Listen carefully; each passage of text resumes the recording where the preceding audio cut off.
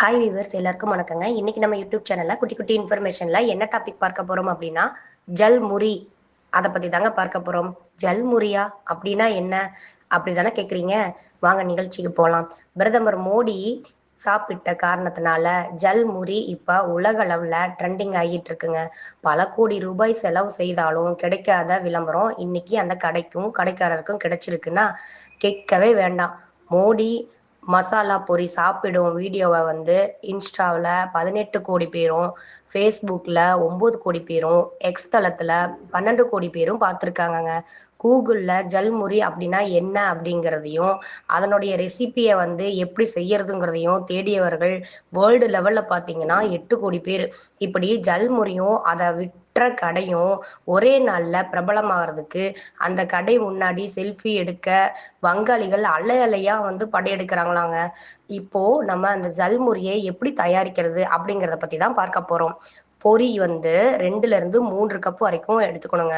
காய்கறி அப்படின்னு பார்த்தோம்னா மெல்லிசா வெட்டப்பட்ட வெங்காயம் 1, அதே மாதிரி விதைகளை நீக்கி சிறிய சைஸ்ல வெட்டப்பட்ட தக்காளி 1, சதுர வடிவில் வெட்டப்பட்ட வேக வச்ச உருளைக்கிழங்கு 1, பொடியா நறுக்குன பச்சை மிளகாய் 3, துருவப்பட்ட இஞ்சி 1 ஸ்பூனு, கொத்தமல்லி தழை கொஞ்சம்.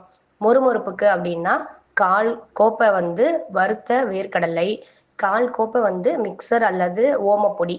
அதுக்கப்புறம் அந்த டேஸ்ட் கொடுக்கறதுக்கான பொருட்கள் என்ன அப்படின்னா 2 ஸ்பூன் கடுகு எண்ணெய், அப்புறம் 1 ஸ்பூன் லெமன், அந்த பழச்சாறு இருக்கு இல்லையா அது, அதுக்கப்புறம் 1/2 ஸ்பூன் வந்து இந்து உப்பு, அப்புறம் 1/2 ஸ்பூன் வந்து வறுத்த தனியாத்தூள். இது எப்படி வந்து ப்ரிப்பேர் பண்ணுறது, தயாரிக்கிற முறை எப்படி அப்படிங்கிறத நம்ம பார்க்க போகிறோம். அதாவது வானலியில் வந்து பொரியை போட்டு மொறுப்பாகு வரைக்கும் நல்லா வறுக்கணுங்க. அதுக்கப்புறமா அதை வந்து நல்லா ஆற வச்சிடணும்.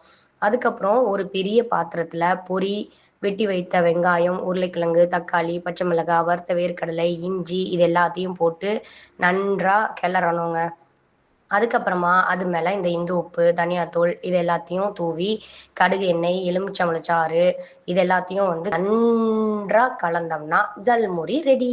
என்னங்க, இப்பவே வந்து ஜல்முரி செஞ்சு நீங்களும் நம்ம பாரத பிரதமர் மோடிஜி மாதிரியே சாப்பிட போறீங்களா? ரெடி ஆயிட்டீங்களா?